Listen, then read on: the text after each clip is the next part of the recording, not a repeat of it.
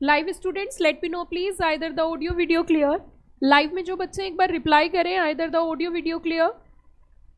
सो आपको जो स्क्रीन पे चैप्टर नजर आ रहा है, अगर हम उस चैप्टर की बात करें तो इस चैप्टर का पूरा नाम है law relating to arbitration, mediation and conciliation. It means सबसे पहली चीज़ तो हमें ये समझनी होगी कि जब भी कभी इंस्टीट्यूट हमारा सिलेबस में कोई चैप्टर इंट्रोड्यूस करती है तो उनका कोई इंटेंट और ऑब्जेक्टिव होता है, उनकी कोई ना कोई इंटेंशन होती है, उनका कोई ना कोई उद्देश्य होता है कि हमें ये चैप्टर या हमें ये कानून क्यों पढ़ाया जा रहा है, राइट। अब हम ये समझते हैं कि इस लॉ को हमें क्यों पढ़ना है, इसका हमारे करियर में क्या रोल है, एज ए CS हमें कहाँ काम आएगा, वो सब चीज़ें समझते हैं।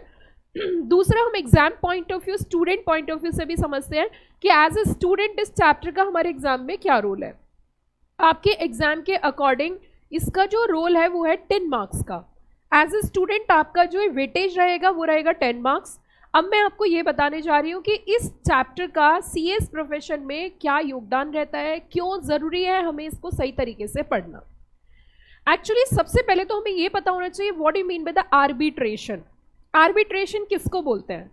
तो अगर हम आर्बिट्रेशन की बात करें तो आर्बिट्रेशन इंडिया के अंदर जो कॉन्सेप्ट आया था वो 1996 से आया। अब इसके पीछे और थोड़ा सा हमें बैक हिस्ट्री में जाना पड़ेगा कॉन्सेप्ट क्लियर करने के लिए कि हम जब आर्बिट्रेशन की बात कर रहे हैं तो हमें सिंपल मीनिंग पता होना चाहिए what you mean by the arbitration. Arbitration is a alternative method to resolve the disputes in a speedily manner या इन अ फास्टेस्ट मैनर। मतलब क्या हुआ कि जब भी कभी कोई विवाद, जब भी कभी कोई डिस्प्यूट हो जाता है तो जनरली उस डिस्प्यूट को सॉल्व करने के लिए हम कोर्ट का रुख करते हैं कि अब तो जेल में जाना पड़ेगा और जेल की रोटी खानी पड़ेगी। मुद्दा ये उठता है कि अगर हम कोर्ट का रुख करते हैं तो ऑब्वियस सी बात है, सन्नी देओल पहले से ही कहते आए हैं कि अगर आप कोर्ट में जाओगे तो क्या मिलेगी, तारीख पे तारीख, तारीख पे तारीख, और लास्ट में मिली तो सिर्फ क्या, तारीख। अब यहां पे जब हम आर्बिट्रेशन की बात करते हैं तो मुद्दा ये उठता है क्या आर्बिट्रेशन में हमारे केस रिजॉल्व नहीं होंगे? Answer is yes.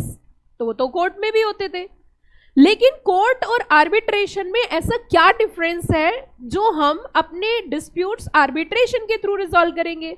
तो कोर्ट और आर्बिट्रेशन में बच्चों सबसे बड़ा मेजर डिफरेंस ये है कि कोर्ट में आपकी लंबी लंबी तारीखें चलती हैं, बार बार हियरिंग्स चलती हैं, लेकिन आर्बिट्रेशन में आपकी लंबी हियरिंग्स नहीं चलती हैं। एक तो ये बात है।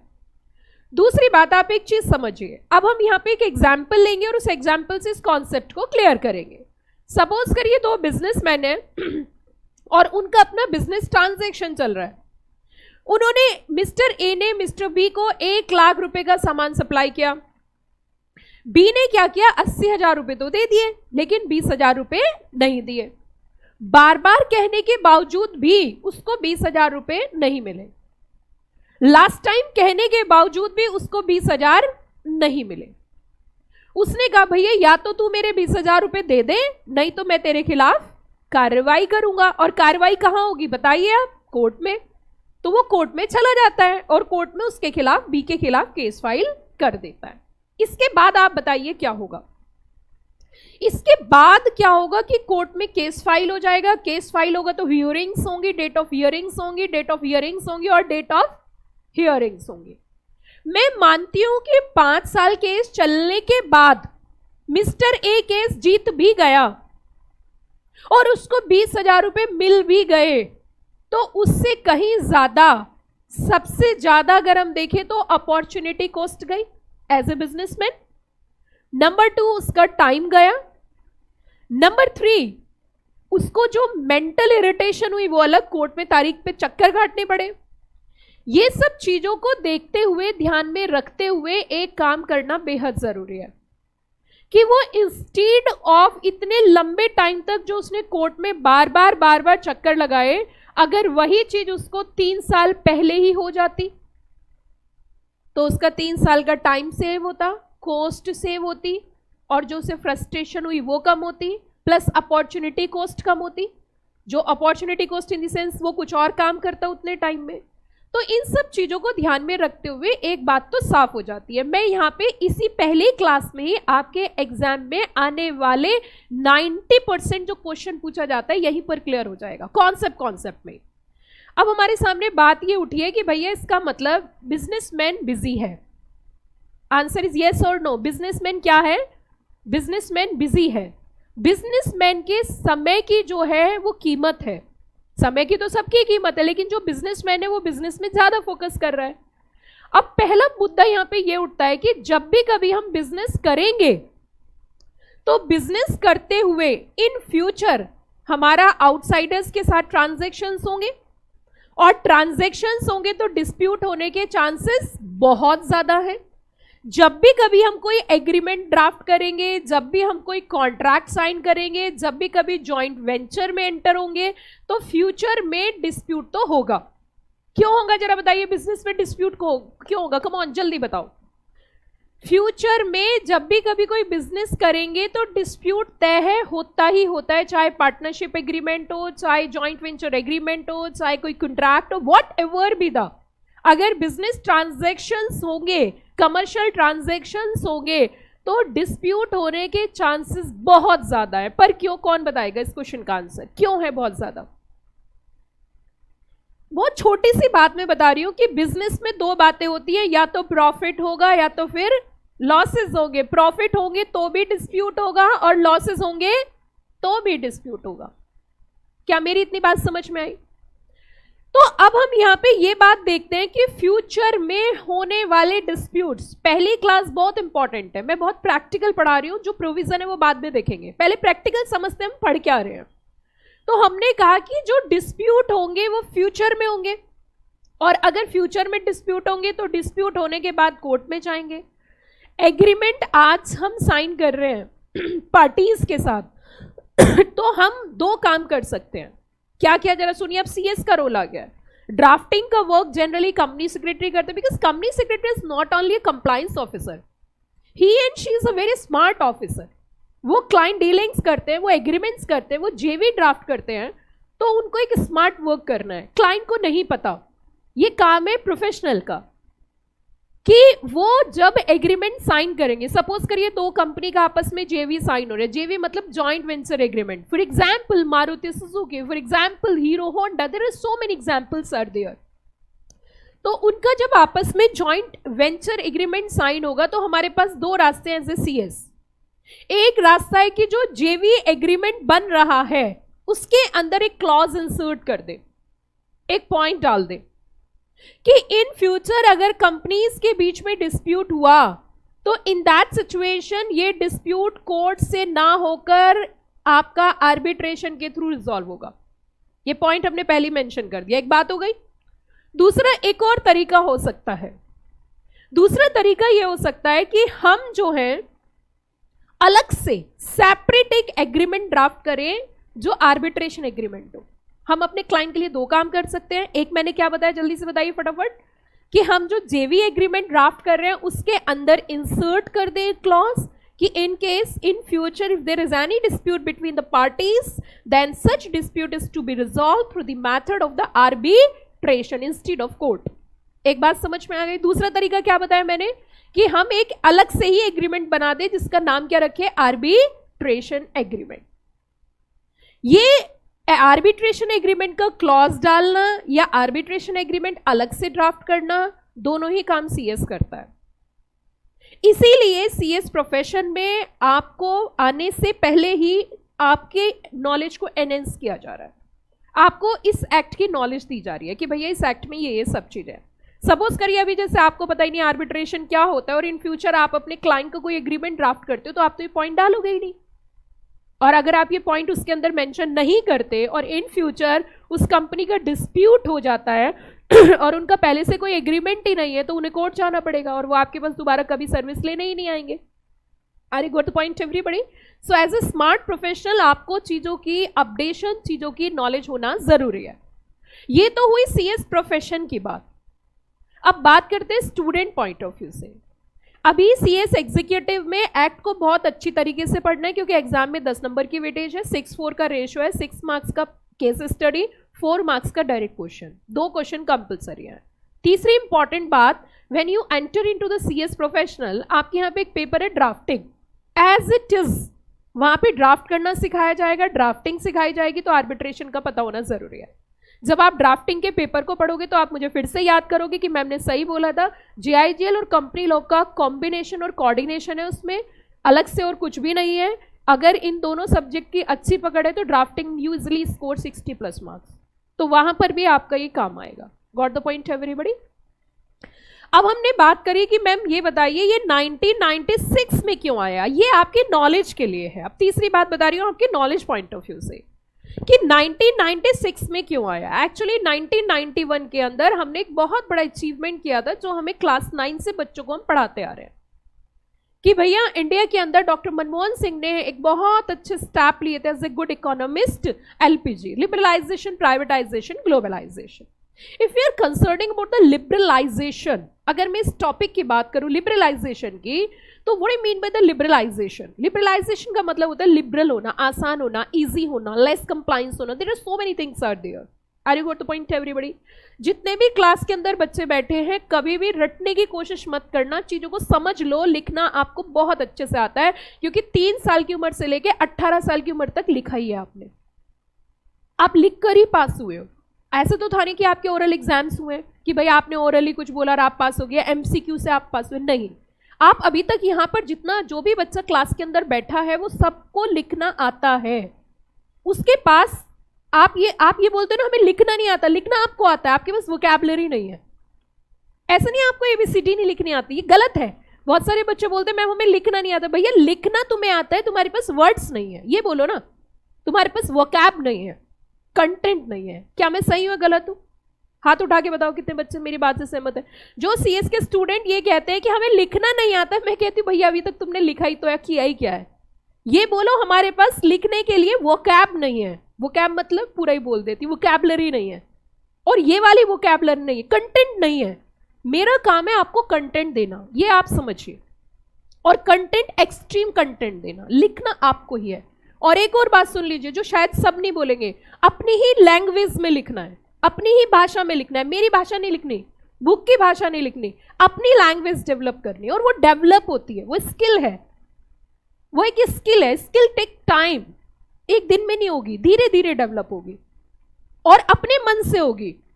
और एक और बात, अगर पास होना है तो आप अपने मन से होगे, जबरदस्ती नहीं होंगे। जब यहां से दिल से सोच के क्लास में बैठोगे तो सब चीजें आसान हो जाएंगी, अट्रैक्शन होगा चीजों का। नहीं होगे मन से, मेंटली प्रिपेयर्ड नहीं होगे, दिल से क्लास में नहीं आओगे, चीजें समझ नहीं आएंगी। तो हमने यहां पे बात करी कि 1996 में ये एक्ट क्यों आया। तो 1996 में ये एक्ट इस वजह से आया क्योंकि 1991 में इकोनॉमिक पॉलिसीज आई थी, लिबरलाइजेशन, प्राइवेटाइजेशन और ग्लोबलाइजेशन। वर्ल्ड ट्रेड ऑर्गेनाइजेशन ने ये बोला इंडिया को कि जब तुम इतनी बड़ी शुरुआत कर रहे हो, क्योंकि अगर इंडिया के अंदर एलपीजी कॉन्सेप्ट नहीं आता तो हम आज यहां नहीं पहुंच सकते थे। तो उन्होंने कहा जब तुम इतनी सारी शुरुआत कर रहे हो, first you have to update your redundant laws. आप पहले अपने आप में काम तो करिए, अपने लॉज पे वर्क तो करिए। कि कैसे सर? कि एक तो आपके यहाँ पे फेरा है, देखिए मैं अब इंटरकनेक्ट करूंगी मल्टीपल लॉज के साथ, कि एक तो आपके यहाँ पे फेरा है, कि फेरा मतलब कि अगर कोई फॉरेन कंट्री जाना चाहता है तो उसकी रेस्ट्रिक्शंस आपने लगा रखी है कि हाँ सर वो तो है, तो उसे अपडेट करिए कि सर ठीक है। सो आज के डेट में आप जो स्टडी करते हो, फेमा जो इंट्रोड्यूस किया गया, FEMA is to be substitute FERA. FERA को हटा के क्या आया? फेमा एक्ट का नाम बता दो, कौन बच्चा बताएगा? फेमा एक्ट 1999 पढ़ोगे आगे चल के।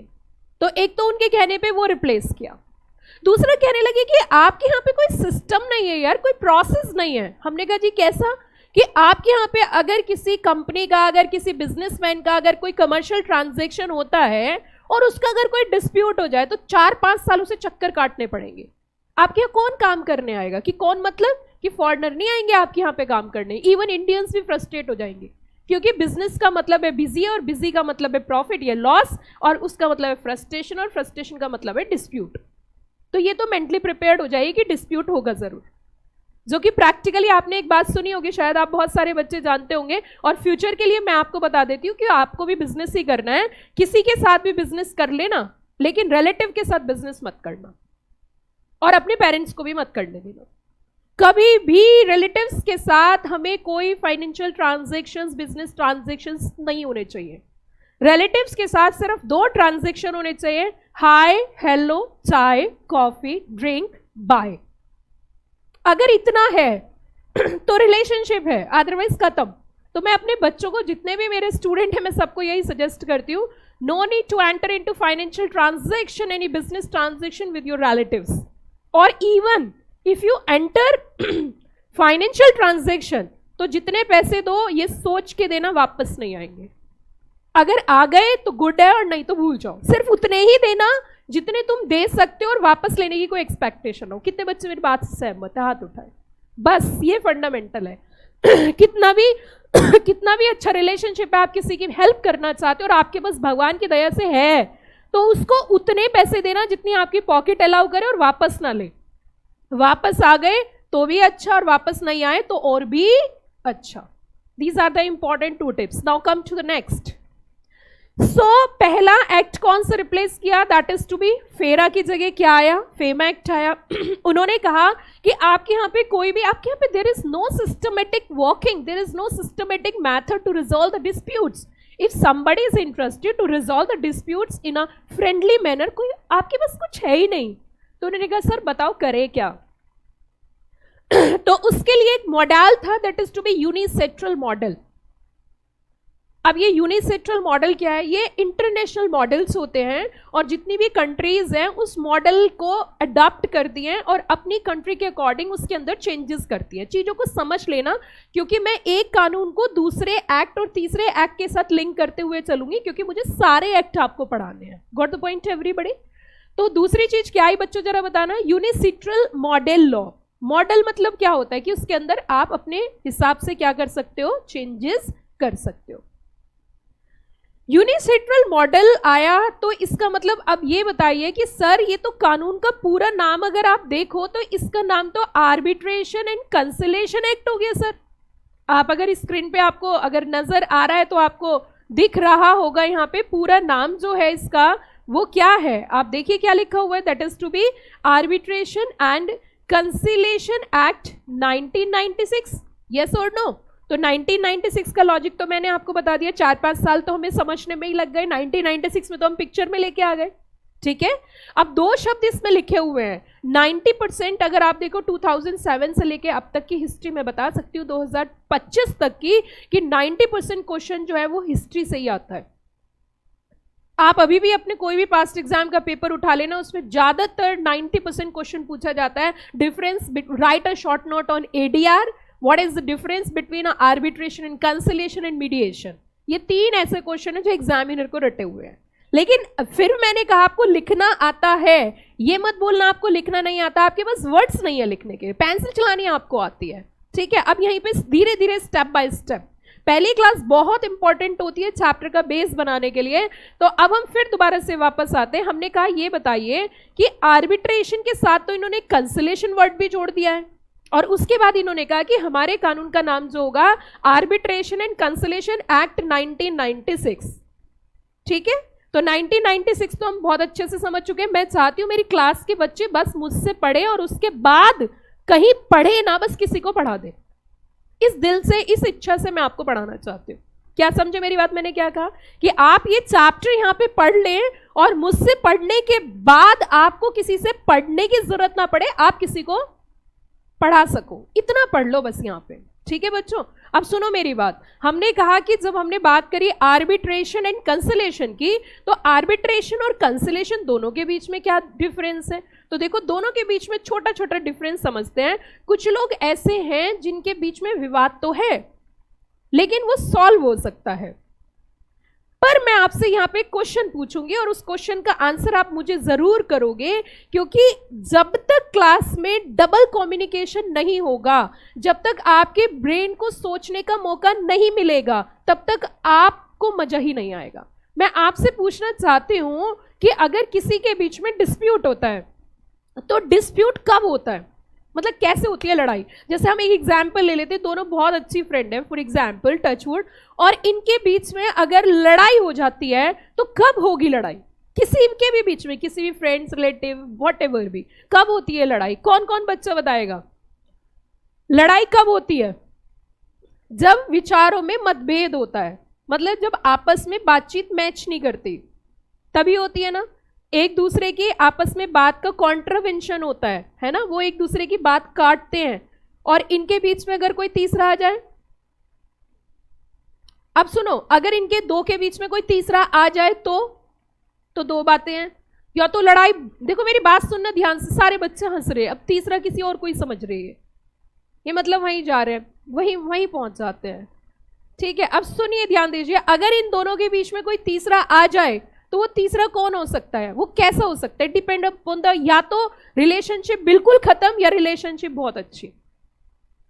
अगर तीसरा पहुंच जाता है मंत्र टाइप, मंत्र मतलब समझते हो, जैसे कि रामायण में मंत्रा थी, अगर उन्होंने मंत्र टाइप रोल प्ले किया तो इनकी रिलेशनशिप खत्म।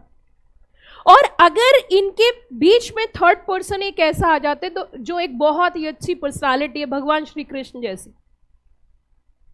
तो इन दोनों का जो डिस्प्यूट है वो खत्म भी हो सकता है।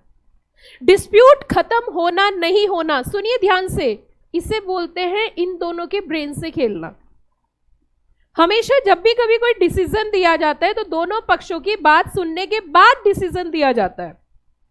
दोनों की बात सुनी जाएगी और सुनने के बाद एक डिसीजन पे आएंगे। अब मैं आपको एक बहुत फेमस केस स्टडी बता देती हूँ, आपको सुन के बड़ा अच्छा लगेगा। बच्चों, एक्चुअली जो फॉरेन कंट्रीज है, फॉरेन कंट्रीज में कल्चर है, वहां पे बहुत यूज किया जाता है कंसिलेशन कॉन्सेप्ट, इसीलिए उसका एग्जाम्पल दे रही हूँ। फॉरेन कंट्रीज में जो है एक बहुत अच्छी फर्म है, वो क्या करती है, मतलब सेल है, कंसिलेशन सेल यूएसए के अंदर, कि वो जितने हस्बैंड वाइफ के डिस्प्यूट होते हैं ना, डाइवोर्स पे जो पहुंच जाते हैं, उनको रुकवाती है, बहुत फेमस है वो।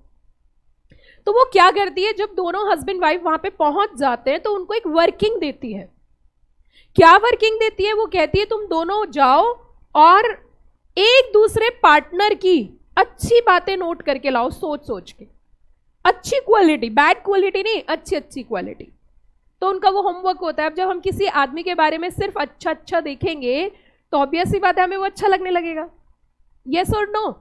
बड़ा सिंपल सा वर्कआउट वो करती है, सारी चीजें क्या बोलती है कि अच्छा देखो। अच्छा, जब रिलेशनशिप में कोई भी एंट्री करता है तो वो सिर्फ उसकी अच्छी चीजें देखता है और जो सामने वाला है वो अच्छी चीजें ही दिखाना चाहता है। जब भी कभी कोई फर्स्ट मीटिंग में जाता है तो जाते थोड़ी ना कि अगर मान के चलिए सामने कोई कुछ भी आइटम आता है खाने के लिए, मान के चलिए किसी ने मंचूरियन मंगवाया तो ऐसे लेट गया उस पर, ऐसा करेगा नहीं, क्या बोलेगा, नो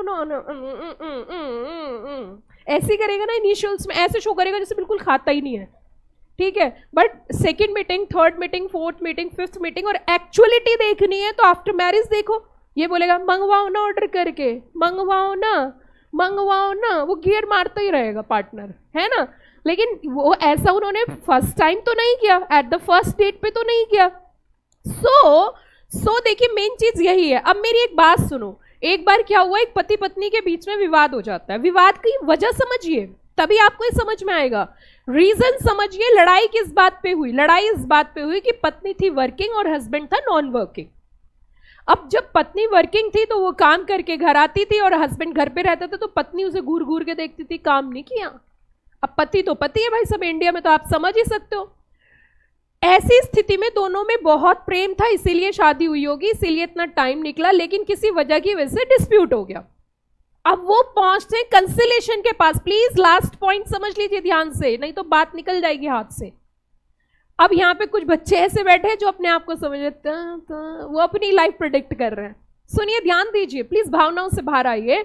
तो वहां पे उन दोनों के बीच में डिस्प्यूट इस बात का नहीं था कि उन दोनों को आपस में प्रॉब्लम थी आउटसाइडर से, क्योंकि आउटसाइडर हस्बैंड को बोलते थे कि तू लेडीज वाला काम कर रहा है, जैसे कि कुछ XYZ काम। मुझे ये बता दो कौन सी किताब में लिखा है कि ये फीमेल ही वर्क करेगी, ये मेल ही वर्क करेगा? खाने का काम फीमेल करती है, लेकिन मैं कहती हूँ जितने बड़े खाने बनते हैं सब मेल ही करते हैं। शादियों में कितनी लेडीज हलवाई का काम करती हुई दिखाई दी है, बताना जरा। Nothing is nothing. तो वहां पे जो कंसिलेशन में मीडिएशन सेल थी, अब मैंने एक वर्ड यूज किया बच्चों, क्या वर्ड यूज किया, कमॉन जल्दी बताओ, मीडिएशन, मीडिएटर। उन्होंने क्या कहा कि आप ये मत समझिए both are the husband and wife, आप इसमें एक वर्ड ऐड करिए, लाइफ पार्टनर, इस शब्द में ज्यादा ताकत है। लाइफ को चलाने के लिए जिस भी काम की जरूरत जिसको भी करना पड़े, डू इट। तो अब यहां आके माइंड में ये चीज आ गई कि हस्बैंड वाइफ नहीं, क्या वर्ड यूज किया, लाइफ पार्टनर। ये किसने यूज किया, मीडिएशन सेल ने। मेथड कौन सा था, कंसिलेशन। देखिए आर्बिट्रेशन और कंसिलेशन दोनों के बीच में अंतर है। अब मैं यहाँ पे 3 कॉन्सेप्ट लेके आई हूं, पूरा ताकत लगा देना, पूरा चैप्टर पढ़ लेना अगर आंसर लिख पाओ। मैंने अभी अभी आपको आते एक बात बोली कि आप बच्चे बहुत सारे शिकायत करते हैं, मैम हमें लिखना नहीं आता। मैं कहती हूँ भैया तुम्हें लिखना आता है लेकिन तुम्हारे पास शब्द नहीं है। What ever I explain in the class, आपको वही चीज अपने वर्ड्स में लिखनी है। जब भी कभी किसी क्वेश्चन का आंसर लिखो तो मेरी एक बात ध्यान रखना, क्वेश्चन का आंसर लिखते हुए ये मत सोचो आप स्टूडेंट हो, आप ये सोचो आप टीचर हो, आप समझा रही हो एग्जामिनर को क्या है, क्यों है, कैसे है। करके देखना, वर्ड्स अपने आप आ जाएंगे ऑटोमेटिक। स्टूडेंट कम वोकैबुलरी क्यों रखता है, क्योंकि बस वो उतना लिखता है जितना क्वेश्चन पूछा, उतना मत लिखिए, उसके बारे में आगे पीछे की बातें भी लिख दीजिए। What ever be the past, क्या है और क्यों है। पीछे वाले बच्चे प्लीज कीप क्वाइट बेटा। आज सुनिए, ध्यान दीजिए। मैंने कहा, एक मिनट रुक जाओ भाई साहब, 3 बातें हुई यहाँ पे। 1 is a court, second 1 is a arbitration, third 1 is a conciliation. Arbitration एक ऑल्टरनेटिव मेथड है डिस्प्यूट को रिजॉल्व करने का without going to the court. Arbitration में आप अपनी मर्जी का पर्सन खुद अपॉइंट कर सकती हैं, डिस्प्यूटिंग पार्टी। दोनों पार्टीज एक व्यक्ति को अपॉइंट कर सकती हैं कि आप हमारे केस को सॉल्व करिए। If we are concerning about the conciliation, अगर हम कंसिलेशन की बात करें तो कंसिलेशन में डिस्प्यूट होता जरूर है लेकिन तारीख नहीं चलती है। वहां पे मीडिएशन दोनों पार्टीज को बिठाती है, दोनों पार्टीज की सुनती है और उनके एक सेटलमेंट की तरफ लेकर जाती है। मतलब क्या हुआ, आर्बिट्रेशन में तो एक पार्टी हारती है और एक पार्टी जीतती है without going to the court. बस अंतर इतना है कि कोर्ट में लंबी कार्रवाई चलती है, आर्बिट्रेशन में फास्ट केस रिजॉल्व होते हैं, कॉस्ट एफिशिएंसी कम होती है, टाइम कम लगता है, लेकिन तारीख यहां भी चलती है। But if you are concerning about the conciliation, conciliation में तारीख नहीं चलती है। कंसिलेशन में both parties win win situation में होती है कि मैं हारूं तो तेरी हो जाऊं और जीतूं तो तुझको पाऊं। इट मीन्स यहां पे कंसिलेशन जो मेथड है वो ये मेथड है कि आपका वहां पे कोई भी पार्टी हारेगी या जीतेगी नहीं, both party in win win situation, mutual settlement. Are you got the point everybody? But if we are concerning about the arbitration, arbitration में डिसीजन आएगा, आर्बिट्रेशन में भी केस चलेगा, आर्बिट्रेशन में भी तारीख होंगी। आर्बिट्रेशन का जो डिसीजन होता है उसे बोलते हैं अवार्ड। क्या बोलते हैं, AWARD, अवार्ड। ठीक है, अब हम यहाँ पे आते हैं कोर्ट और आर्बिट्रेशन के बीच में। कोर्ट की अगर हम बात करें, कोर्ट में जो केसेस चलते हैं, कोर्ट में चलती हैं तारीख। कोर्ट में हर तरीके का केस होता है। कोर्ट में हमारी कोई इच्छा नहीं होती कि हम अपनी मर्जी से किसी व्यक्ति को, थर्ड न्यूट्रल पर्सन को अपॉइंट करके केस रिजॉल्व करा सके। ये एक डिफरेंस है कोर्ट और आर्बिट्रेशन में। अभी मैं इसको आगे बढ़ाऊंगी कॉन्सेप्ट को, लेकिन शायद किसी की कोई क्वेरी थी तो एक बार अब आप पूछो क्या पूछना चाह रहे थे। पीछे बच्चा कोई कुछ पूछना चाह रहा था, बोलो बेटा।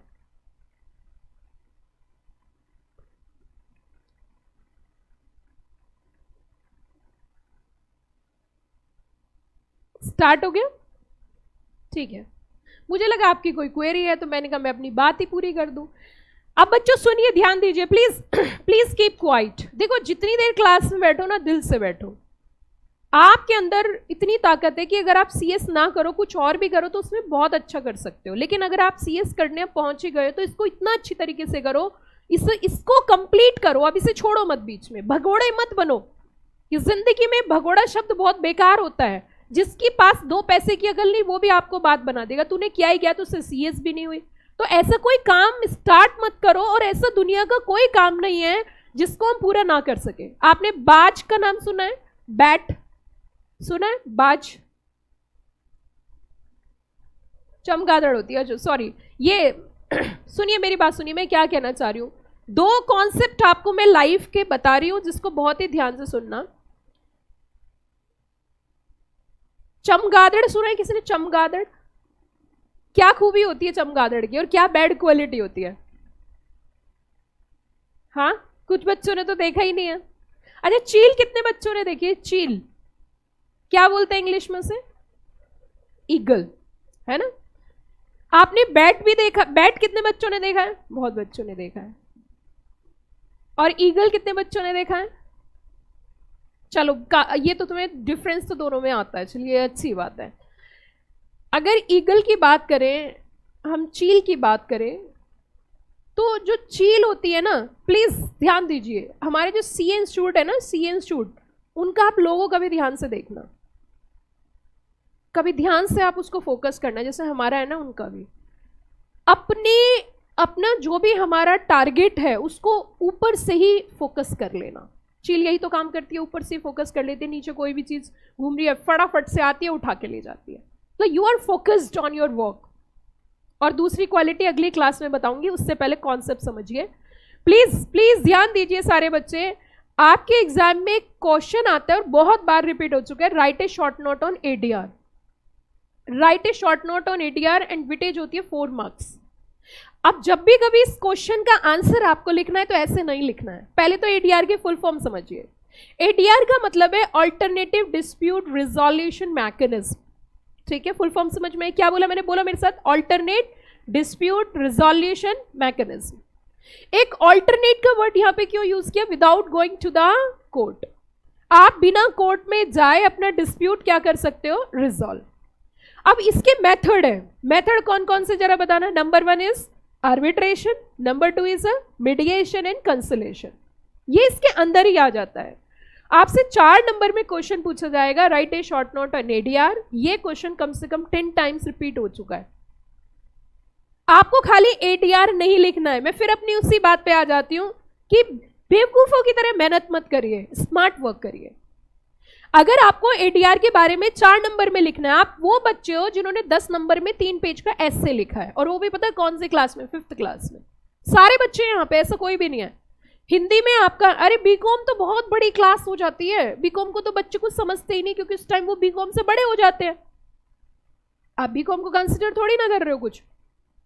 फर्स्ट ईयर में कंसिडर करोगे, सेकंड ईयर में पता ही नहीं चलेगा बीकॉम की बुक कब आई, कब चली गई, कहाँ थी, कैसे थी। और जो बच्चे ग्रेजुएट है, हाथ उठा के बता दो, क्या मैं सही नहीं कह रही? ग्रेजुएशन से तो बड़े हो चुके हो आप। क्लास बड़ी थी आपके लिए 5th, जब आप छोटे थे। और 5th क्लास में यहाँ पे हर एक बच्चा ऐसा होगा जिसने हिंदी में एस्से लिखे हैं। लिखे हैं नहीं लिखे? हाथ उठा के बताओ। तो जब आप 5वीं क्लास में एस्से लिख सकते हो, वो भी सिर्फ एक टॉपिक पे, प्रधानाचार्य पे लिखिए या XYZ जो भी टॉपिक था, भगवान श्री राम के ऊपर एस्से लिखिए, क्योंकि मैंने लिखा है तो ऑब्वियस सी बात है आपने भी लिखा होगा। वहां से आपकी, और यही एस्से यूपीएससी के एग्जाम में भी लिखा जाता है। बस अंतर इतना है कि वहां तुमने 10 नंबर में लिखा, वहां 200 नंबर में। इसका मतलब चेंज क्या होता है? लिखना सबको आता है, बस उनको एक्सपोज करना जरूरी है। आपके एग्जाम में अगर और बच्चों की तरह 2.5 लाख 3 लाख बच्चे एग्जाम अटेम्प्ट कर रहे हैं, वो भी वही कर रहे हैं और आप भी वही कर रहे हो, तो उनके जैसे ही रहोगे। उस कंपटीशन से बाहर निकलना है। और उस कंपटीशन से बाहर निकलने के लिए एक बात ध्यान से सुन लीजिए कि आपकी मुझे जो क्रिएट करनी है, that is to be vocabulary. आपको अगर एडीआर लिखना है, मैं कितना भी आपको लिखना सिखा दूं, आपको लिखना आता है। आपको लिखना कैसे एडीआर के बारे में आप जरा ये सुन लीजिए, समझ लीजिए। सबसे पहले आपको लिखनी है प्रॉब्लम। और प्रॉब्लम ये थी कि अगर कोई भी केस कोर्ट में जाएगा तो उसमें लगता है टाइम, और अगर टाइम लगेगा तो इन दैट सिचुएशन हम बहुत अच्छी प्रोग्रेस नहीं कर पाएंगे।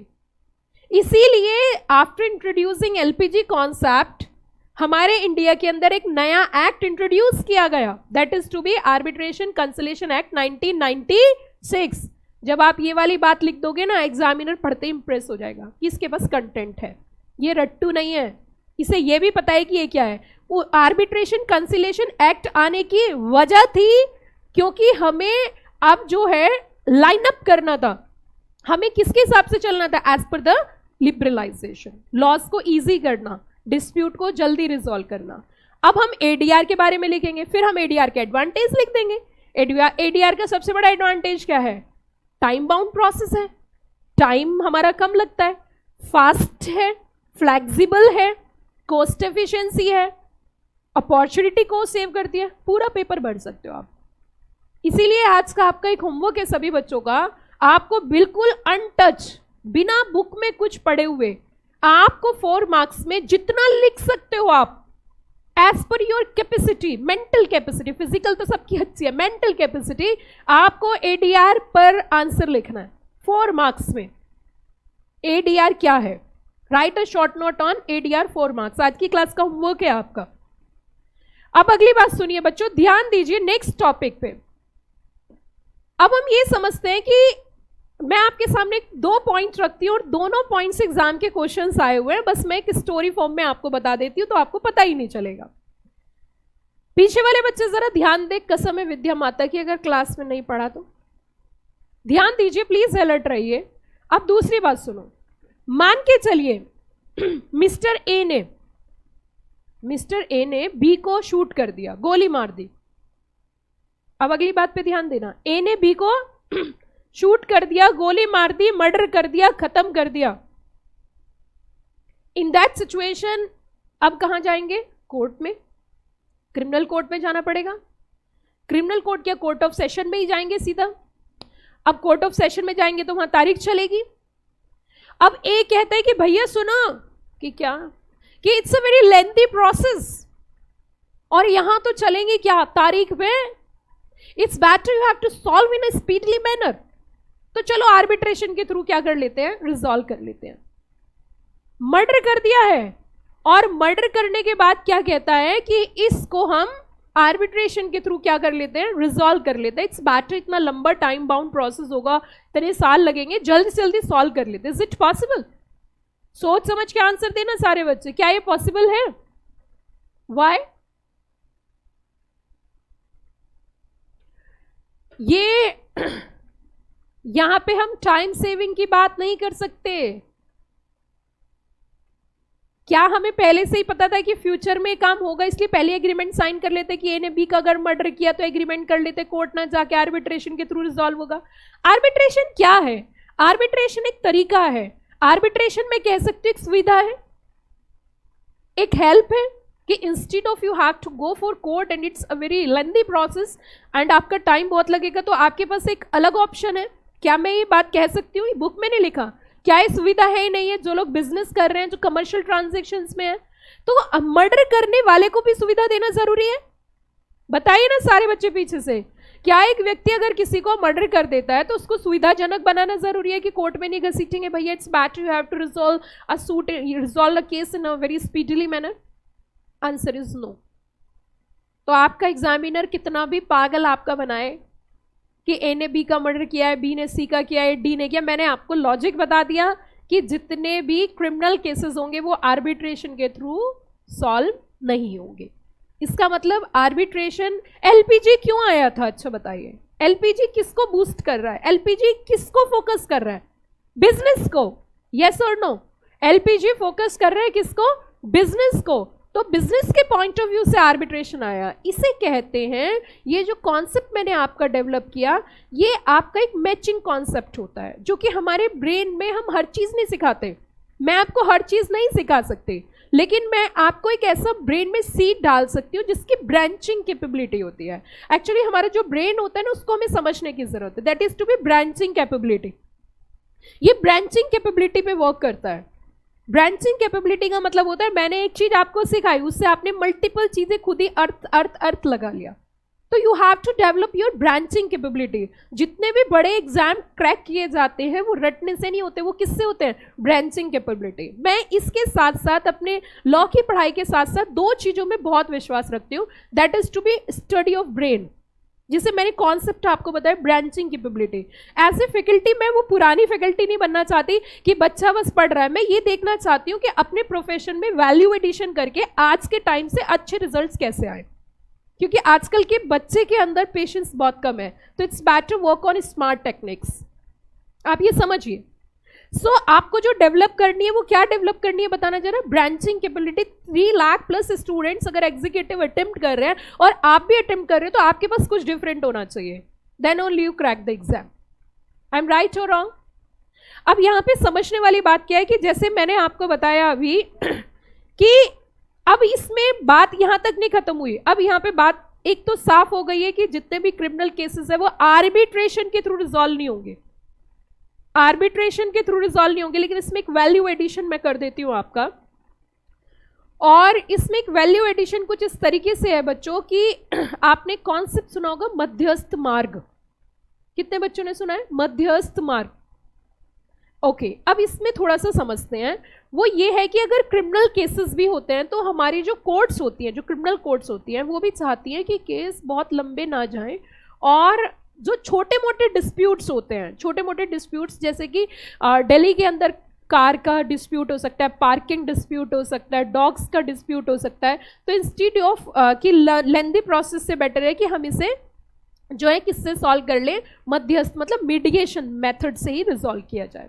ठीक है, तो जितने भी थाने अगर आप कभी गए हो तो उसके बाहर एक बहुत बड़ा सा बोर्ड लगा होता है, हिंदी में ही लिखा होता है बेसिकली कि ये सब विवाद जो है मध्यस्थ मार्ग से रिजॉल्व हो सकता है, म्यूचुअल अंडरस्टैंडिंग से दोनों पार्टी को बिठा के समझा के खत्म कर सकते हैं। ऑब्जेक्ट सिर्फ इतना सही है कि कोर्ट ओवरबर्डन ना हो और जो मेन बड़े केसेस है, बड़े मुद्दे हैं, उन पे फोकस करें। सिविल कोर्ट, क्रिमिनल कोर्ट के बर्डन कम करने के लिए इंडिया के अंदर बड़े सारे नए स्टेप्स लिए गए। उनमें से एक स्टेप आर्बिट्रेशन भी है और दूसरे स्टेप क्वाशी जुडिशियल बॉडीज है। जब से हमारे इंडिया के अंदर क्वाशी जुडिशियल बॉडीज का कॉन्सेप्ट इंट्रोड्यूस हुआ है, for example is NCLT, NCLAT, ITAT, ये सब जो आया है, डीआरटी, डीआरएटी, जितनी भी क्वाशी जुडिशियल बॉडीज आई हैं जो कोर्ट के जैसी दिखती हैं, इनसे भी हम कहीं हद तक जो नॉर्मल कोर्ट्स हैं, सिविल और क्रिमिनल कोर्ट्स का बर्डन हमने क्या किया है, कम किया है। Are you got the point?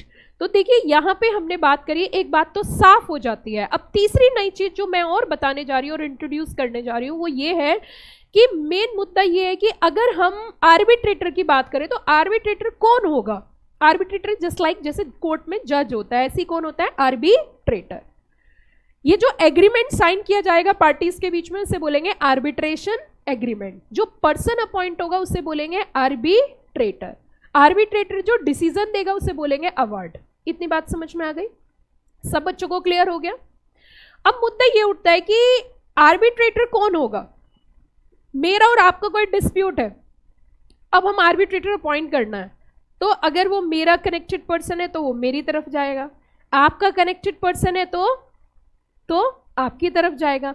इसका मतलब न्यूट्रलिटी डिसीजन नहीं दे पाएगा, कहीं ना कहीं उनके अंदर पार्शियलिटी रहेगी। तो एक बात तो साफ हो जाती है कि आर्बिट्रेटर एक ऐसा पर्सनालिटी होनी चाहिए जो इंडिपेंडेंट हो, न्यूट्रल हो, किसी भी पार्टी से किसी तरीके का कोई रिलेशनशिप ना रखता हो। अब मुझे यहाँ से आपको क्या सिखाना है, 2019 दिसंबर में क्वेश्चन पूछा गया था, और वो क्या क्वेश्चन था पहले क्वेश्चन समझेंगे और फिर इसका आंसर देंगे। ओके, पहले मैं आपको बिना पढ़ाए आपसे एक चीज पूछना चाहते हो कि सपोज करिए एक इंडियन कंपनी है, एक फॉरेन कंपनी है, दोनों ने आपस में एक एग्रीमेंट किया बिजनेस पॉइंट ऑफ व्यू से, और उन्होंने जेवी एग्रीमेंट साइन कर लिया। जेवी मतलब कोई व्यक्ति नहीं है, जेवी is a joint venture, jointly वो वेंचर रन कर रहे हैं। उन्होंने एक जेवी एग्रीमेंट साइन कर लिया, और जेवी एग्रीमेंट साइन करने के बाद एक इंडियन कंपनी है और दूसरी कहाँ की है? फॉरेन। फॉरेन में भी एक नाम ले लेते हैं कंट्री का, सपोज करिए लंदन। जो दूसरी कंपनी है वो लंदन की है और एक कंपनी इंडिया की है। दोनों ने एग्रीमेंट साइन किया। एज ए कंपनी सेक्रेटरी आपने उसके अंदर एक क्लॉज डाल दिया, in case in future if there is any dispute between two companies and such dispute is to be resolve through the arbitration method. अब मैं आपसे एक क्वेश्चन पूछना चाहती हूँ, क्या हमारे आर्बिट्रेशन एक्ट के अंदर फॉरेन पार्टीज भी कवर की गई हैं या की जानी चाहिए? अभी आपने पढ़ी तो है नहीं, तो क्या फॉरेन पार्टीज भी इस एक्ट के अंदर कवर होनी चाहिए? आंसर इज यस और नो? सोच के बताना सारे बच्चे, आंसर इज यस। 2019 दिसंबर में क्वेश्चन देखोगे, 2016 दिसंबर का क्वेश्चन देखोगे, इसी टॉपिक से क्वेश्चन पूछा गया। एग्जाम में जब बच्चा बैठा हुआ होता है ना क्लास के अंदर, क्लासरूम के अंदर, तो वो रटा हुआ सब कुछ भूल चुका होता है, क्योंकि हमारा ब्रेन पूरी रफ्तार से काम करता है उस टाइम, और जितनी चीजें हमने फटाफट डाली होती है ना ब्रेन में, वो सब उड़ जाती है, और ये फैक्ट है। लेकिन ये क्लासेस का जो कॉन्सेप्ट होता है, क्लासेस का कॉन्सेप्ट क्यों है, कोचिंग का कॉन्सेप्ट क्यों है? क्योंकि कोचिंग में जो पिछली 50 मिनट से मैं आपके साथ बात कर रही हूँ, मैं चैप्टर नहीं पढ़ा रही, सिर्फ चैप्टर को लिंक कर रही हूँ, ब्रांचिंग कैपेबिलिटी डेवलप कर रही हूँ। एक पॉइंट ये था कि मैं बस आती और ये बोलती कि जितने भी फॉरेन डिस्प्यूट्स हैं वो भी आर्बिट्रेशन में कवर होंगे, तो शायद आप भूल जाते, या खुद भी पढ़ते तो भूल जाते। लेकिन जब विस्तार से चीजों को मैं आपके माइंड में सेट कर रही हूँ, वो इसलिए नहीं कि आप कल भूल जाओगे, आपको याद रहेगी वो हमेशा। जब भी कभी कोई कॉन्सेप्ट, जब भी कभी कोई टॉपिक हम धीरे धीरे स्टेप बाय स्टेप समझते हैं तो वो माइंड में सेट हो जाता है, और जब भी हम बहुत तेजी से कोई चीज माइंड में जाती है वो उतनी तेज स्लिप हो जाती है। Are you got the point everybody? इसीलिए आपने एक चीज और सुनी होगी कि लिख लिख कर देखना। सुना है? कितने बच्चों ने सुना है लिख लिख कर देखना? बच्चों जो लिख कर देखते हैं ना, तो ये जो हमारे पॉइंट्स होते हैं ना, ये जो पॉइंट्स होते हैं इनका हमारा ब्रेन से कनेक्शन होता है, ठीक है? ये जो पॉइंट्स होते हैं ना, फिंगर पॉइंट्स होते हैं, इनका हमारा डायरेक्टली ब्रेन से कनेक्शन होता है। इसलिए हमारे पेरेंट्स हमेशा से बोलते आए हैं कि अगर याद नहीं हो रहा है ना तो बेटा तुम क्या करो, लिख लिख कर देखो। और जितना बड़ा बच्चा होता जाता है, जितना मिच्योर होता जाता है, वो उतना ही लिखना कम कर देता है। इवन कॉलेजेस में तो एक ही रजिस्टर से काम चला लेते हैं। तो ये एक गलत प्रैक्टिस है। इसके लिए मैं बस बोलना चाहूँगी कि वोकैबुलरी इंसर्ट करना मेरा काम है, उसको प्रैक्टिस करना आपका काम है, क्योंकि जितना ज़्यादा पेंसिल से लिखोगे तो आपका ब्रेन कैप्चर करेगा और ब्रेन की पावर बढ़ती है लिखने से। समझ में आई मेरी बात? मैंने क्या बोला? लिखने से क्या होती है? ब्रेन की ये जो वेन्स होती हैं directly connected to the brain होती है, ये वाली वेन्स जो पॉइंट्स होते हैं हमारे। इसीलिए बोला जाता है लिख लिख कर। ऐसा कुछ है लिखने से कुछ अलग होता है, वो हमारे ब्रेन कैप्चर करता है। लॉजिकल है ये भी बात।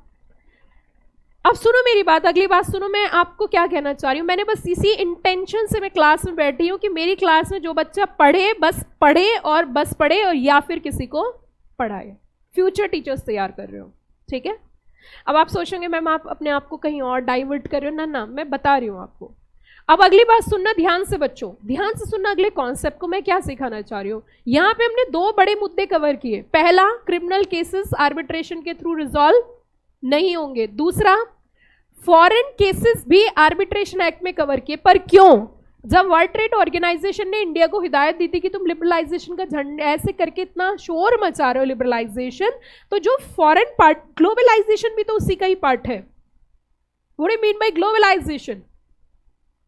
बताइए ना। लिबरलाइजेशन के फर्दर पार्ट में अगर हम जाए तो उस फर्दर पार्ट क्या है? That is to be globalization. Globalization क्या कहता है?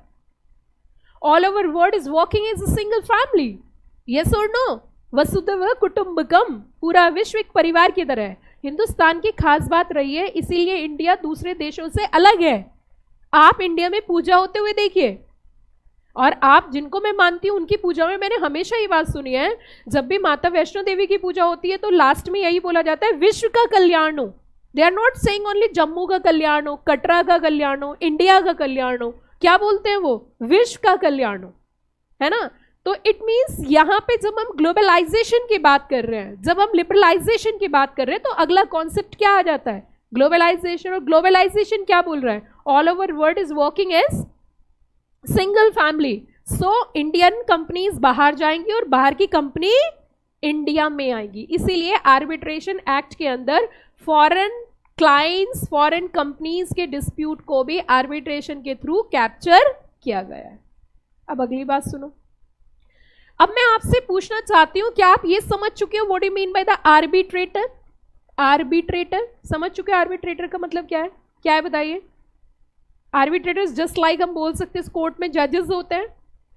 अब हमने केस लिया था कि एक कंपनी इंडिया की है और दूसरी कंपनी लंदन की है। फॉरेन में भी हमने कहा लंदन, हमने एक्सेप्ट कर लिया कि लंदन कंपनी है। इन दोनों के बीच में डिस्प्यूट हो जाता है, तो आर्बिट्रेटर किस कंट्री का अपॉइंट करोगे? आर्बिट्रेटर किस कंट्री का अपॉइंट करोगे? लंदन का या इंडिया का? प्लीज बताइए, सोचिए थोड़ा सा दिमाग पे। कुछ नहीं करना आपको।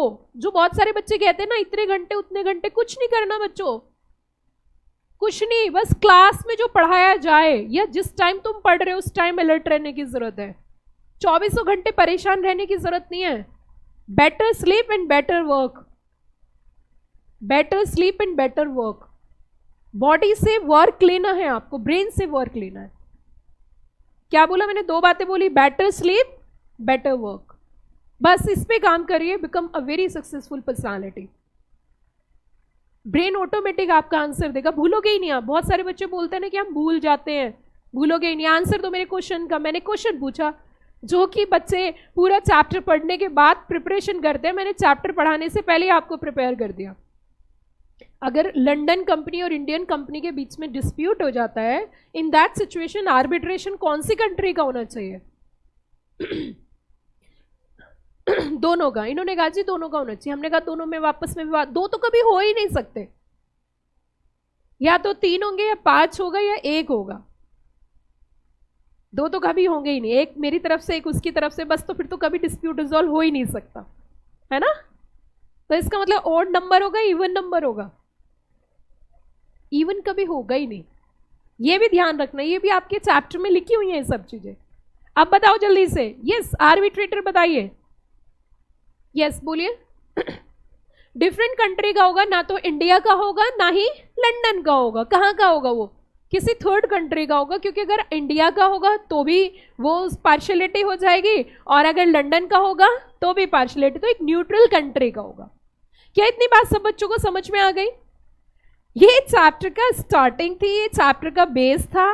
सबसे ज्यादा एग्जाम में आए हुए questions, right a short note on ADR, difference between arbitration, conciliation and mediation. Mediation is basically a method to resolve the disputes, है ना? conciliation में ना कोई हारता है ना कोई, मैंने आपको बताया था कि मैं हारूं तो तेरी हो जाऊं और जीतूं तो तुझको पाऊं, वो वाली स्थिति है किसमें? कंसिलेशन में। आर्बिट्रेशन में हारते भी हैं और आर्बिट्रेशन में जीतते भी हैं। आर्बिट्रेशन का जो डिसीजन आता है उसे क्या बोलते हैं? अवार्ड। जो पर्सन अपॉइंट होता है उसे बोलते हैं आर्बिट्रेटर। जो एग्रीमेंट होता है उसे बोलते हैं arbitration agreement. How it is different from court? It's a time bound process, cost efficiency, time efficiency, and it basically cover a commercial transaction instead of criminal matters. क्या इतनी बात सब बच्चों को समझ में आ गई? देखिए बच्चों, अब सुनो, अब इसमें थोड़ी सी ना अमेंडमेंट की बात करते हैं कि रिसेंट क्या क्या बदलाव हुए और क्यों क्यों बदलाव हुए, फिर चैप्टर पढ़ेंगे। तो मैम अभी तक क्या था? अभी तक मैंने आपको चैप्टर का बेस क्रिएट किया है, और आप अगर फील करोगे तो एग्जाम के जो मैं क्वेश्चंस दिखाऊंगी पहले लेक्चर में बिना पढ़ाए 50% क्वेश्चन आप सॉल्व कर दोगे। अब देखिए आगे चलते हैं थोड़ा सा। अब हमने बुक में ना ये सब चीजें भी डाली हैं कि क्या क्या चेंजेस हमारे यहाँ पे किए गए हैं और कौन कौन से चेंज हुए हैं, वो जरा समझते हैं।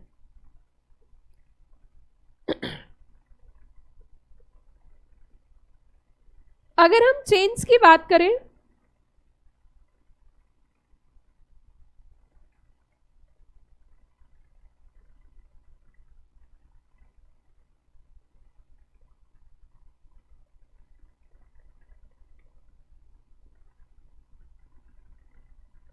अगर हम अमेंडमेंट्स की बात करें बच्चों तो ध्यान देना प्लीज। यहां पे अमेंडमेंट स्टार्ट हो गया था 2015 में। Please know talking, please keep quite. Act आया था 1996 से, अमेंडमेंट स्टार्ट हुए 2015 से।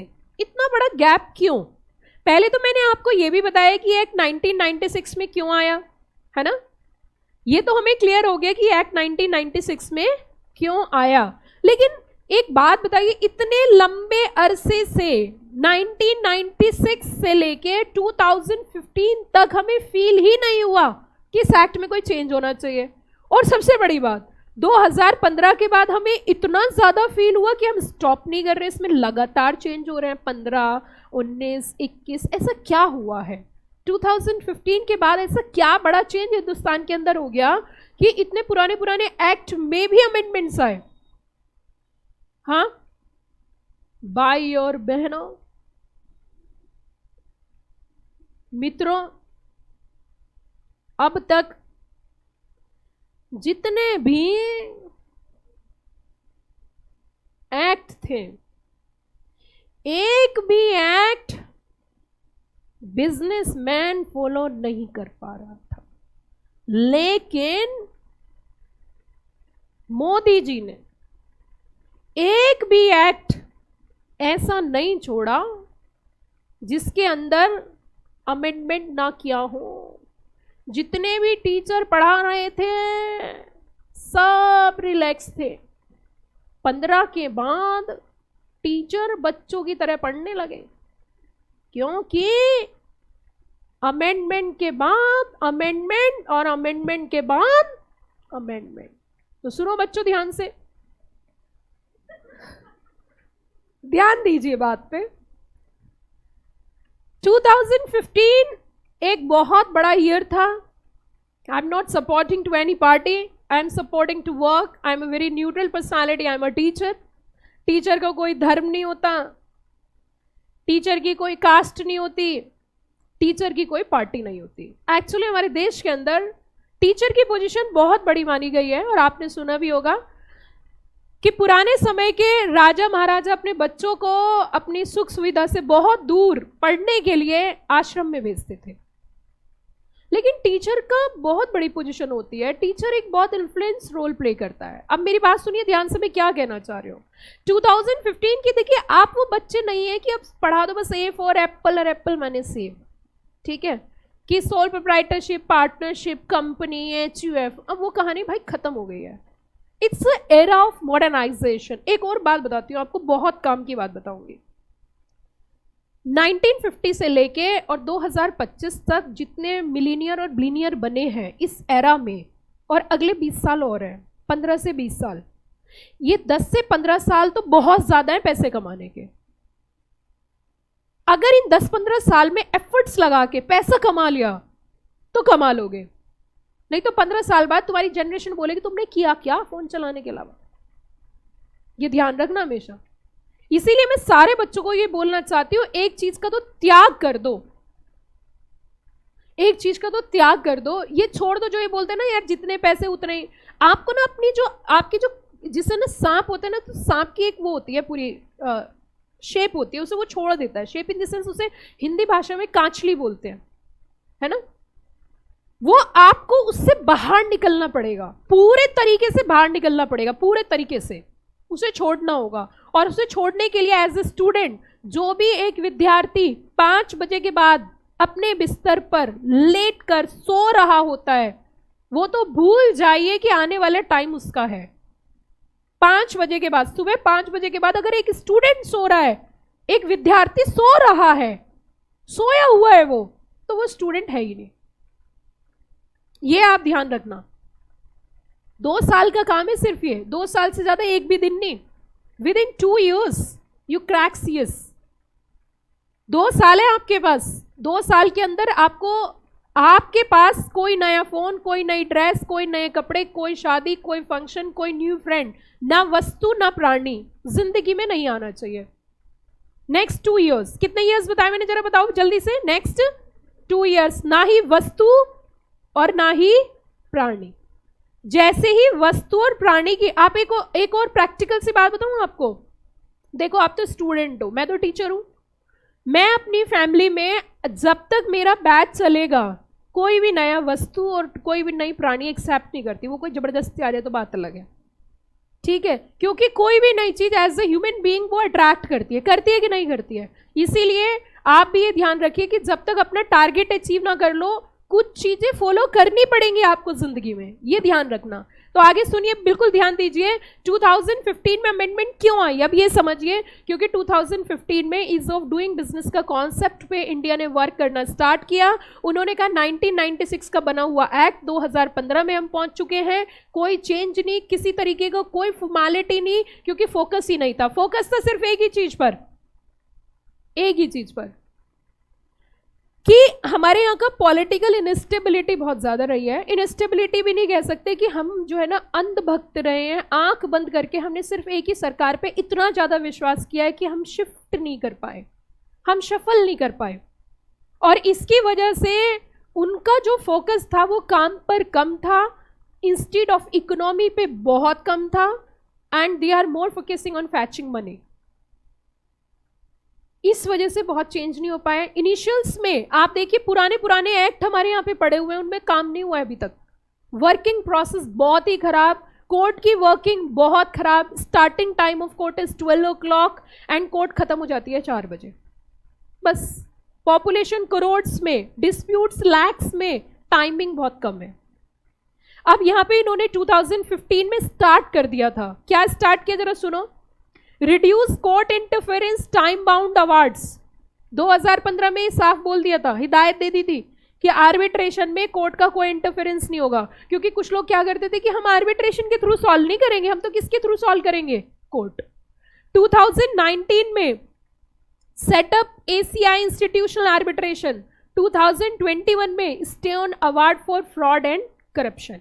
ये 3 चीजें हैं, क्या क्या बदलाव हैं वो हम धीरे धीरे स्टेप बाय स्टेप समझते हैं। लेकिन सिर्फ मुझे बताइए अमेंडमेंट कब कब आई। 1 is 2015, second 1 is 2019 and third 1 is 2021।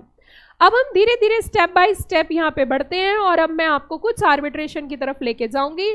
Total 86 sections, ये इसमें कोई खास अप्रॉक्सीमेट 86 सेक्शंस हैं, सारे आपके यहाँ नहीं दिए गए हैं, कुछ इसमें से सेक्शंस निकाल के डाले गए हैं क्योंकि JIGL जैसे पेपर के अंदर आपको सारे एक्ट, पूरा एक्ट नहीं पढ़ाया जाता, एक्ट के इंपॉर्टेंट सेक्शंस पढ़ाए जाते हैं। कंपनीज एक्ट पूरा पढ़ाते हैं, उसमें से भी कुछ सेक्शन स्किप करते हैं, लेकिन JIGL में आपको मल्टीपल एक्ट उन्हें पढ़ाने हैं, इसीलिए वो पूरा एक्ट आपको नहीं पढ़ाते हैं। When ever you enter into the LLB, और LLB अगर आप करोगे तो वहाँ 100 मार्क्स में सारे सेक्शंस पढ़ने होते हैं, ठीक है। अब मेरे साथ साथ देखिए यहाँ पे मैंने आपको पूरी हिस्ट्री और पूरा ओवरव्यू इसमें दिया।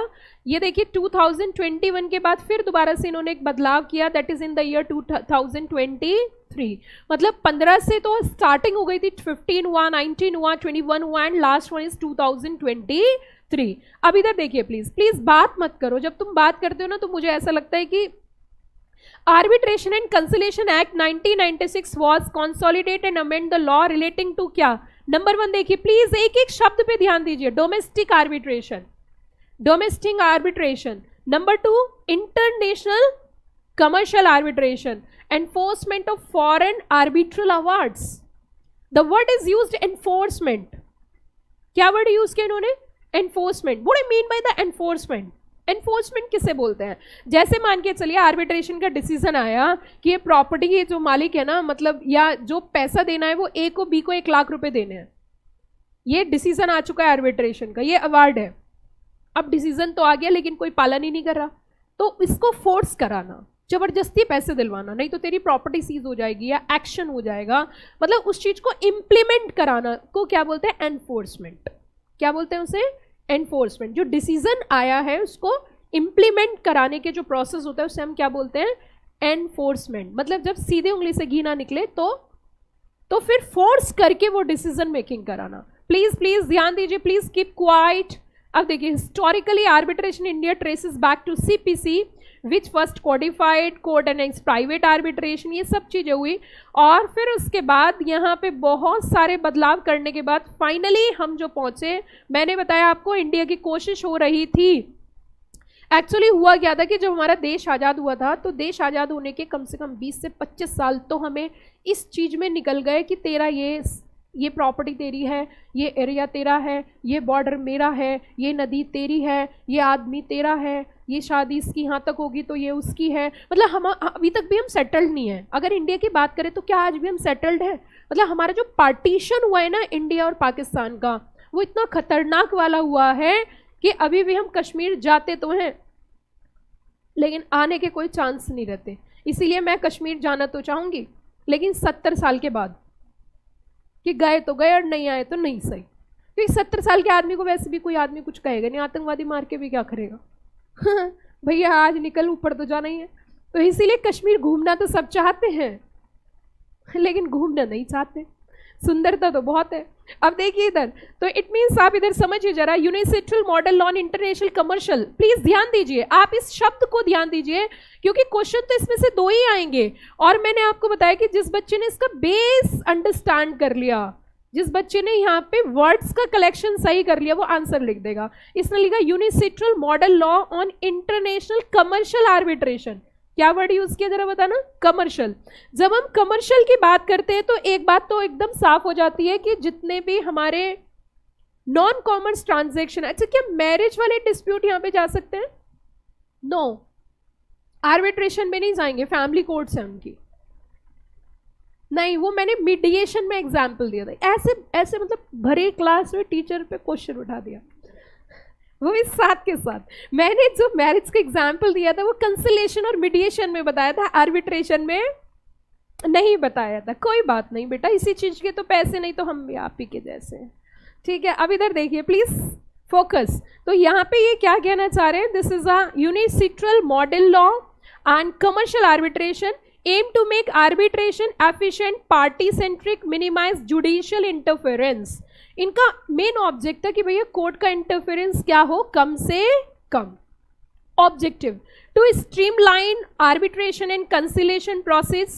इन्होंने कहा कि स्ट्रीमलाइन मीन्स व्हाट, स्ट्रीमलाइन क्या कहना चाह रहे हैं आप, कि स्ट्रीमलाइन का मतलब एकदम साफ है कि भैया तरीका जो है वो प्रोसीजर वुड रिमेन सेम होने चाहिए। पार्टी ऑटोनॉमी, नाउ ये जो वर्ड है ना बच्चों, ऑटोनोमस, ऑटोनोमस मतलब फ्री होना चाहिए।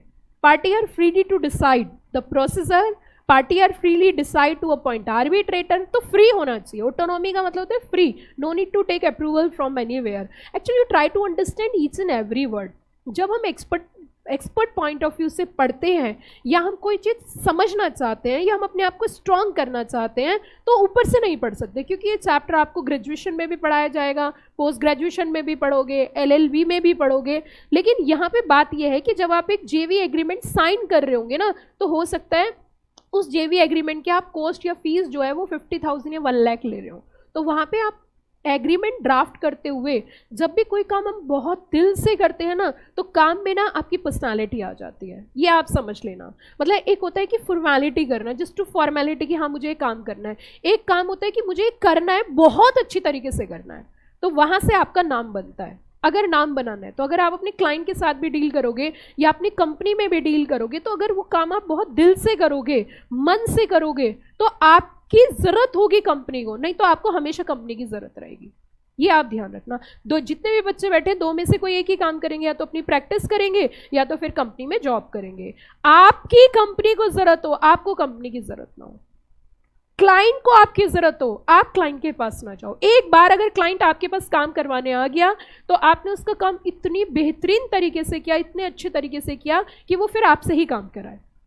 दो बातें होती हैं। Got the point everybody? अब आगे सुनिए, लिमिट जुडिशियल रिव्यू। नाउ यहाँ पे ना बच्चों एक कॉन्सेप्ट आया, ध्यान देना मेरी बात पे, judicial review. Now what I mean by the judicial review? Judicial review किसे बोलते हैं? जुडिशियल रिव्यू का मतलब होता है कि कोर्ट ने जो डिसीजन दिया वो खुद से एक बार उसे दोबारा से रिवाइज करे, रिव्यू करे, समझे। या इसमें ना 3 कॉन्सेप्ट आते हैं, जब मैं आपको पढ़ाऊंगी आगे चल के, CPC पढ़ाऊंगे, है ना, आप लिंक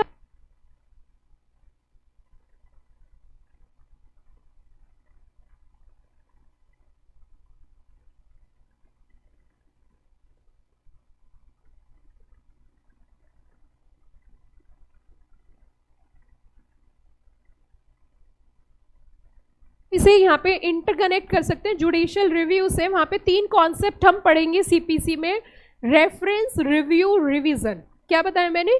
रेफरेंस, रिव्यू, रिवीजन। तो अगर हम बात करें रिव्यू की, तो रिव्यू में यही बोला जाता है कि जो डिसीजन है उसे बार बार उसी डिसीजन में, क्योंकि चैलेंजेबल नहीं है तो हम क्या कर सके, उसमें बार बार टाइम वेस्ट ना हो। नेक्स्ट इन्होंने कहा legal recognition to consolation give settlement same effect as a arbitral award. अभी जस्ट मैंने इस चैप्टर को स्टार्ट करने से पहले आपका बेस क्लियर किया। पहले मैंने बताया आर्बिट्रेशन क्या होता है, फिर मैंने बताया आपको कोर्ट से आर्बिट्रेशन कैसे डिफरेंट होता है, फिर मैंने आपको बताया कंसोलेशन क्या होता है, फिर मैंने आपको समझाया मीडिएशन क्या होता है। मीडिएशन बेसिकली एक मेथड है। Mediation is a method to resolve the disputes in a amicable manner. तो वो जो मैनर है वो कंसोलेशन है। ठीक है, क्लियर होगी सब बच्चों को? ये तो पॉइंट क्लियर है ना?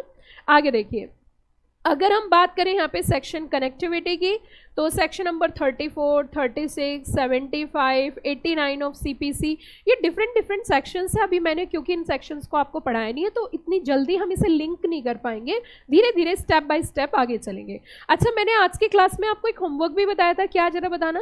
मैंने होमवर्क बताया था कि आपको एक शॉर्ट नोट लिखना है और उसको इतने सुंदर तरीके से लिखना, क्योंकि लिखना तो आपको आता है, और मैंने वोकैबुलरी आपको लगभग, मुझे 1 घंटा 8 मिनट हो चुकी है, मैंने बस आपका यही क्रिएट किया है आज की क्लास में, बेसिक क्रिएट किया है। आगे देखिए, अब हम अमेंडमेंट की बात कर लेते हैं। अमेंडमेंट कब से शुरू हुई? 2015 में आई, 2019 में आई, 2021 में आई और 2023 में आई। आपको मैंने ये भी बताया कि 2015 से क्यों स्टार्ट हुई, क्योंकि 2015 से actually India is interested to enter into the business agreements, to enter into international agreement. After 2015 Modi ji को आपने देखा होगा जब वो प्राइम मिनिस्टर बने थे, तो उसके बाद उन्होंने इंडिया में कम रुके, अब्रॉड में बहुत बहुत ज़्यादा टूर किए उन्होंने, फॉरेन टूर्स किए हैं, और उन्होंने बहुत सारे अपने क्लाइंट्स के साथ इंटरनेशनल कंट्री में बहुत सारे लाइक हम कह सकते हैं बिजनेसमैन के साथ, बहुत सारी कंपनीज के साथ टाई अप्स किए हैं, और वहाँ से हमने पहल करी है। एक्चुअल में बिजनेस वहीं से हमने शुरू किया है। लेकिन अगर इंडिया में बिजनेस की बात करें तो बिजनेस तो मुगल्स टाइम से ही था। जब हमारे इंडिया के अंदर मुगल टाइम था, आपने पढ़ा होगा हिस्ट्री के अंदर, जब आप बहुत छोटे बच्चे थे तो आपको कुछ समझ में ही नहीं आता था कि ये चल क्या रहा है, लेकिन फिर भी आपने पढ़ा, आपने झेला, पेपर पास किया। आपने देखा होगा मुगल्स थे, मुगल्स के बाद फिर फॉरेनर्स आए, इंडिया के अंदर एंटर किया ईस्ट इंडिया कंपनी के थ्रू। तो जब भी अगर हम बात करें हिंदुस्तान के अंदर व्यापार की, अगर मैं बात करूं तो आपको मैं एक दो बुक भी बताऊंगी, जब आपको टाइम मिलेगा तो उसके बारे में आप पढ़ना। तो इंडिया में व्यापार पहले से ही रहा है, हमारा इंडिया पहले से ही हब रहा है बिजनेस का।